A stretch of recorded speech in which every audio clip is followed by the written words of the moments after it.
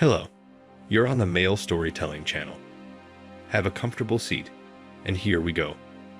This story is the great-grandson of an antique dealer, and it begins in the late 19th century. If you're interested, I'll leave a link below the video. There's the story of his great-grandfather, and here we go. Summer didn't last long this year. It was barely September. Tonight was special. Vera finally gave her consent to the wedding, and Sergei, not yet recovered from happiness, cradled the girl as if he was afraid of losing her. They walked slowly toward the faithful house, kissing periodically.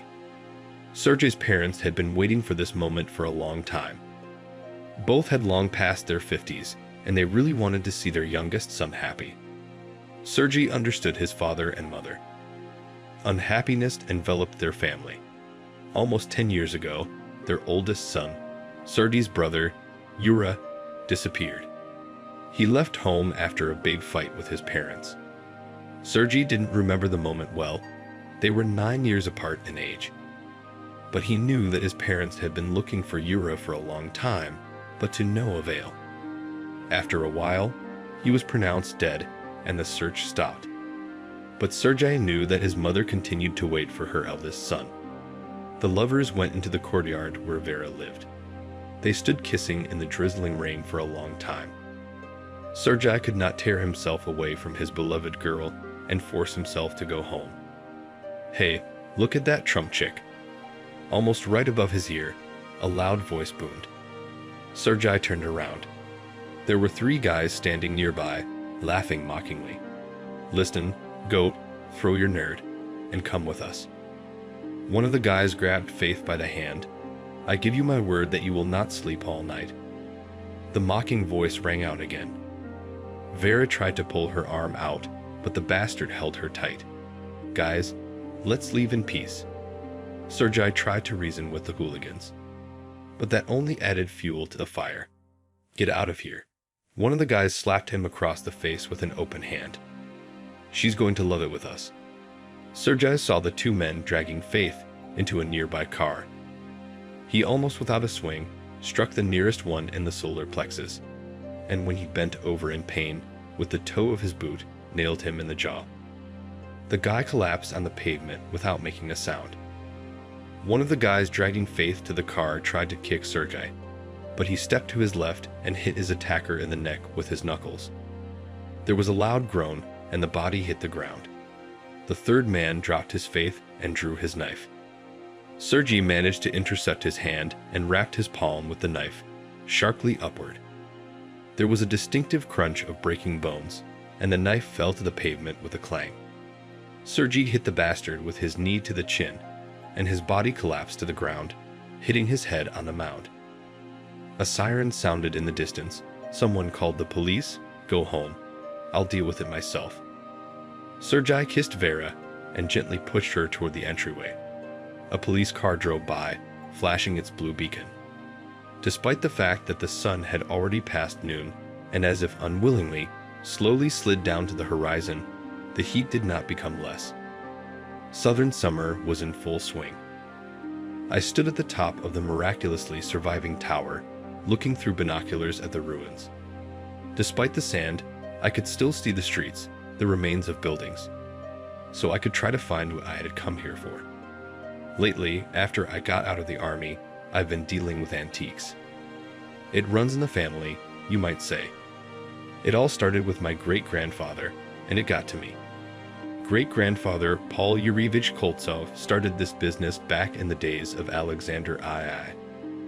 Then my grandfather, Yuri Pavlovich, then my father Paul Yurievich, and finally me, Yuri Pavlovich. You have already noticed that the names of my eldest sons alternate. Yuri and Pavel. Now it was my turn to wear the name Yuri. To be honest, I'm more of a black archaeologist. Take a bigger one and throw it away. But I have some knowledge of the subject, and it's good enough for the job. I'm not after the big money. I'm more attracted to uncharted lands I haven't been to yet. More than a decade ago, I left home after my parents almost married me to my father's companion's daughter. It's necessary for our business." My father never tired of repeating it. But I went along with a deafening refusal. But my parents kept insisting. One night, my father and his fiancée came to visit, and they all started breaking me down together. At one point, my father couldn't stand it and punched me in the face. I clenched my fists and took a step forward. I remember my mother screaming, "Yura, wake up." And then it was said, "Get out of here." I didn't say anything back, just left the house silently. I left for the capital and began to earn money, fulfilling the orders of rich clients in search of rare antiquities. He went to Siberia for icons of old believers. He bought paintings of old forgotten artists. I even went to Africa with the ogres, just kidding. I exchanged ritual masks for green rubles. I almost fell into the clutches of human leopards. But I got their ritual masks. I was in South America. A rich uncle wanted very much to have dried heads of Indians in his collection. That's creepy. I almost went crazy with disgust while I was carrying them. And so on. You can see the mouth of my occupation. All that art, it paid good money. I had a 2-story house in the suburbs, a car, and even a small yacht on the reservoir. I wasn't about to go back home, and my resentment toward my parents wouldn't let me go. I just missed my little brother. He was 11 when I left. He's probably grown up by now. Oh, and another thing. I'm not married, and I'm not going to be. I don't feel like hanging on to a cloak. It's for a woman, marriage, freedom from the custody of her parents. For a man, family is a tough collar, especially if there are also children. It sucks you in like a vortex. There are plenty of women, at least with me. As soon as a temporary girlfriend starts dragging branches into the nest, I say goodbye and leave. Or I kick her out. No relationship. You like being with me, be with me, but no rights to me or my life. Up until today, I had never once regretted my celibacy. I walked carefully down to the sand, trying not to fall down the broken steps. My car was parked almost below the tower itself, hiding in the illusory shadows. The rest of the way was on foot. I picked up my shovel, pulled my hat tighter, sipped my water, and headed for the nearest ruin. Of course, adventurers like me had been here many times before. But I knew a secret that always allowed me to return with loot. When they rob a town, they try to steal silver and gold. All sorts of jewels. Everything else, brass and copper coins, they throw away. There's no room for them in the pockets and bags of looters. Here I search not in the house, but around. And I always find it. It used to be copperware wasn't worth anything. Now, wow, copper coins go to ice too. Cushioned copper change, a great rarity, not all museums have it. I'd immediately dug up a few copper jugs, typical of the local area. One had silver and copper coins piled all the way to the top. A treasure. Great. I was about to head for the next house, when a burst of machine gun fire cut through the evening silence. Both on. I wondered who was messing around. I looked out from around the corner as a new round ripped through the silence. Fountains of sand splashed around my shelter. Right, they're shooting at me. I pulled out the Colt and jerked the bolt. Love 'em or loathe 'em, but that Colt is something.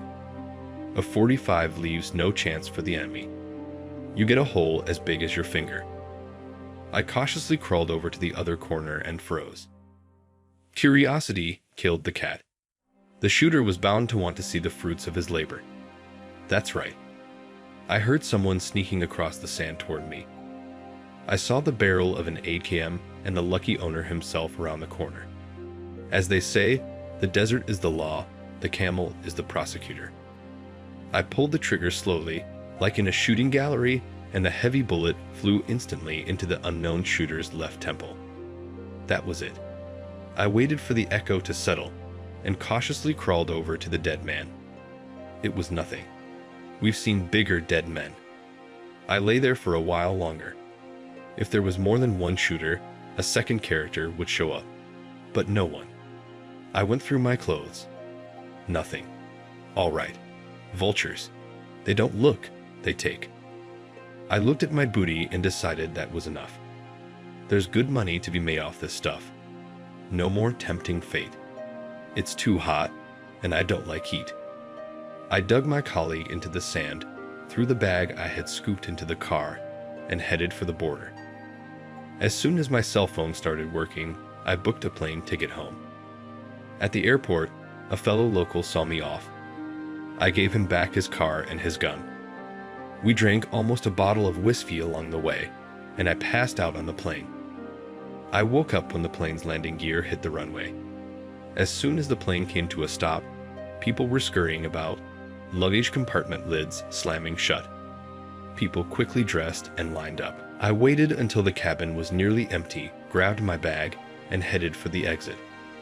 I winked at the stewardess, climbed down the stairs, and got on the bus.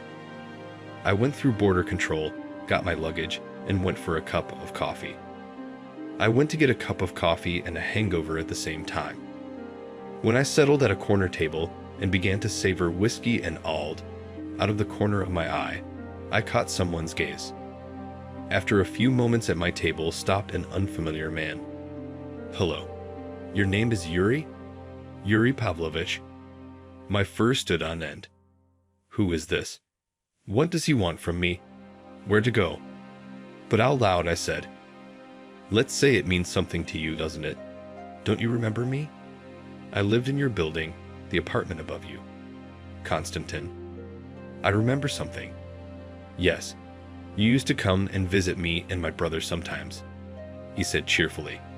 Then he darkened. "We need to talk." By the time I got home, it was almost dark. I fell out of the cab and tried to open the wicket. I fumbled with the key for a few minutes, but the damn thing wouldn't open. Finally, something clicked, and it opened. Behind the gate stood a young girl in a short skirt. "Who are you?" I asked in astonishment. She silently took me under the arm and gently led me into the house. "I am the niece of Sofia Pavlovna. I came from Zarakinsk to go to university. She let me stay in this house until the owner came back." In a melodious voice, she spoke. "And who are you? Do you work here?" She obviously didn't know me and took me for someone she didn't know. We walked past the front door and toward the kitchen entrance. My aunt had gone to see her son and asked me to watch the house. The maiden didn't stop talking. "Let me put you on the couch under the stairs." I didn't care where they put me, even under the stairs. "Don't make any noise, because my friend and her boyfriend are here." She threw my legs up on the couch and shut the door. I was awakened by loud music coming from the back of the house. Someone was cranking the amplifier to full blast.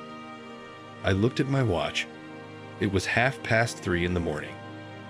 My head wasn't just aching, it was pounding. I needed something to drink right away. I fell out from under the stairs and walked toward the kitchen. By my refrigerator, some unfamiliar couple was making out, hickey kissing. It looked like they were about to get into some serious exercise. I pushed the lovers aside and opened the fridge. It was empty. That's a shame. I had to go to the bar. I staggered back to the living room.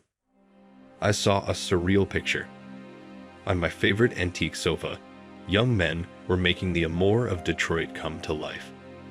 Two maidens were pleasuring a dark-skinned male, and they did it with an altogether proletarian zeal. Not far from the couch, there was a guy with his pants down. Apparently, he was the fourth participant in this marathon, but the vodka was stronger, and he fell away from the group of like-minded people like a blood-sucking bedbug. I stepped over the motionless body and opened the bar. Also, a mouse hanged itself. What on earth is that? It looked like these assholes had drunk all my liquor and were now enthusiastically indulging in debauchery. There was a squeak coming from the next room. I opened the door. Two big guys were fighting a girl who was trying to fight them off. "Boys, please, don't."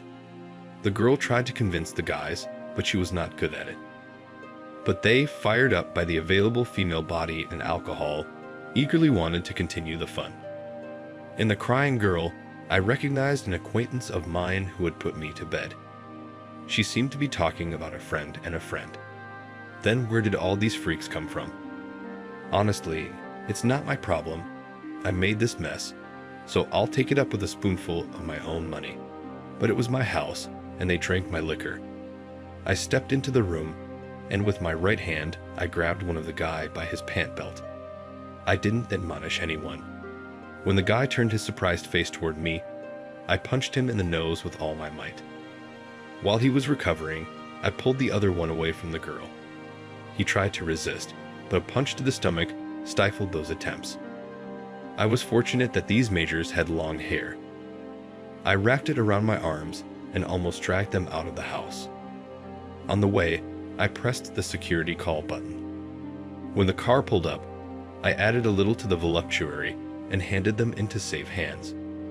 When I got back to the house, the trio on the couch, as if nothing had happened, continued their exercises. With them, I did a little softer. I just threw them out. Last were the two from the kitchen. It went smoothly there too.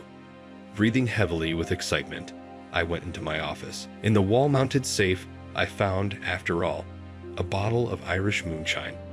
I didn't look for ice. It wasn't an Earl. I took the bottle for a while and soon felt the pain recede. The headache. My heart still ached. I staggered back to the living room. From behind the ajar door came the sobbing of a girl. "Stop crying. Shut up," I shouted. A minute later, a scared face appeared in the doorway. "I'm so sorry." It was Lenka. She brought them all in. She couldn't find the words to call her stubborn guests. "I'll clean it up in a minute. Just don't tell the owner." Sobbing and trying to button her torn blouse, she began to pick up the empty bottles. I watched her struggles for a while, and then I said, "Don't sweat it. I'm the boss." She flinched as if struck and looked at me through her tears. "I'll clean it up and leave right away." I looked at my watch. It's 4 o'clock in the morning. She'll be gone. It's almost 30 kilometers to town. Only if I walk. I'm up. Go get some sleep. You can finish up tomorrow. I went into the bedroom and collapsed on the bed. In a minute, I was sound asleep. The morning didn't start with the birds chirping. I was woken up by this girl. "What does she want from me again?" "There's someone here to see you." The girl was rubbing my shoulder. They said if I didn't open the door, they would come in themselves. I got up and went to the front door. On the intercom screen, two figures appeared.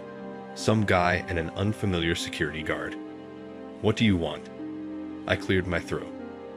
There was no desire to communicate with anyone. "Open up." The man was determined. "My son was beaten up in this house tonight." Well, if it was my son. I pressed the button, the lock clicked, and the gate opened. I went out on the porch. I don't need any more people in the house. This is where my son was beaten tonight. The stranger began his speech. The guard stood one step behind me and was silent. "And what do you want with me?" I repeated the question. "What do you mean?" The man was unfairly surprised. His nose was broken. We took a picture of the beating. "You must pay compensation for moral damage." I looked at the silent guard. "Were you on duty that night?" He nodded. "Are you deaf and dumb?" "You were picking up those two scumbags from my house." He nodded again. "So explain to this man that his son was not invited to my house." I was beginning to boil over. Not only did he drink all my liquor, he tried to rape a girl with his friend. I turned around, and there was a crying girl standing behind me. I was going to take her to the police to file a report. Rape and breaking into my house. I patted my pockets looking for cigarettes. The man got quiet. "Do you have any proof?" "We have everything." I put a cigarette in my mouth.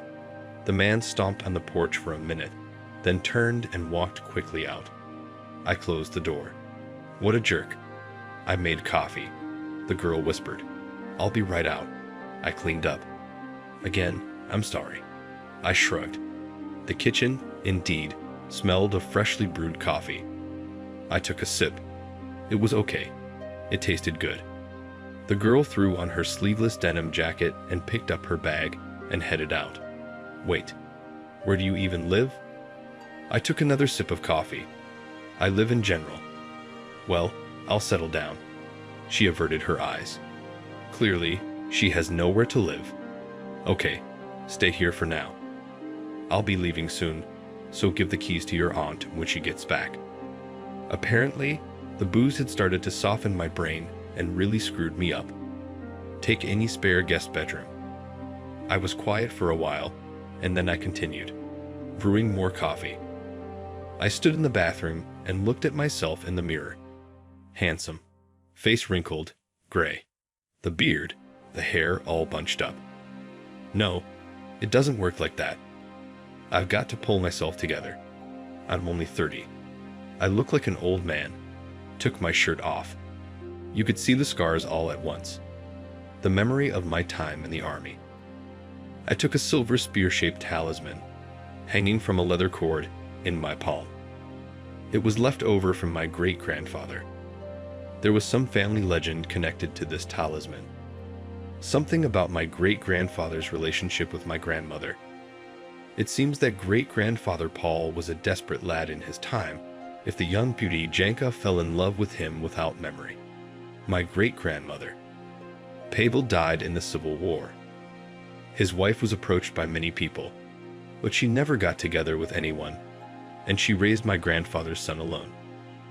Loyalty to a dead man is a very rare quality for a woman. Most wives quickly forget their dead husbands and hurry to remarry.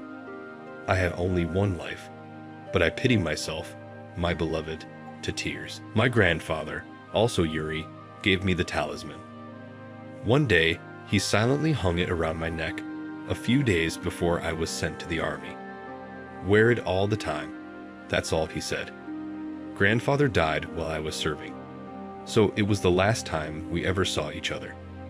I stood for a while, gathering my thoughts, then called a cab and drove to the beauty salon.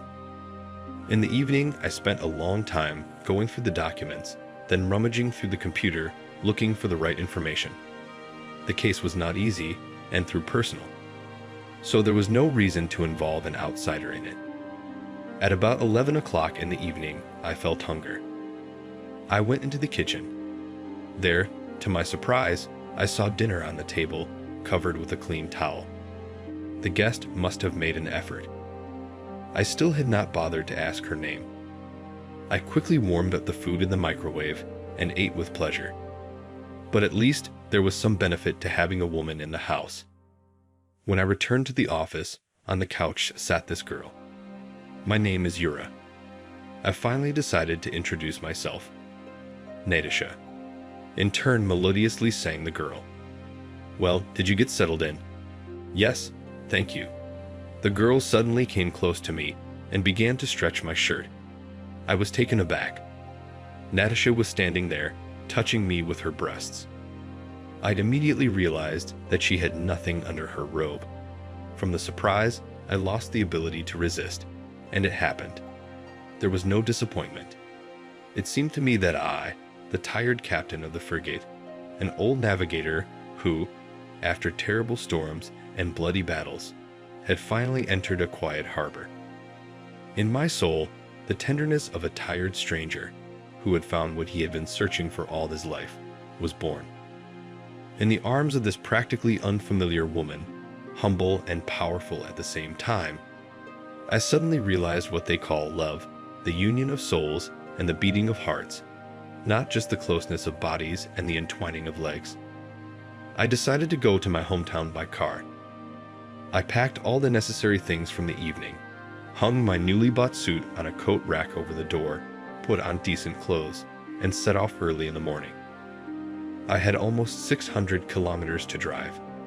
The road was good, so by nightfall I expected to be there. For the first time, I had business in the Malaya native land. When I left Nadisha the keys to the house. I said nothing to her, but in my heart, I hoped that she would wait for my return. Had I fallen in love after all? No, it cannot be. It was just a sudden passion. When I need a companion in life, I'll get a dog. When I reached the outskirts of my hometown, it was the middle of the night. I stopped in a motel to figure out what the problem was and to come up with a tentative plan of action. But nothing came of it. As soon as I saw a clean bed, I was craving for sleep. I decided not to fight myself and fell into a deep sleep. We'll continue. So that's the story. Subscribe to the channel and click on the bell so you do not miss new stories.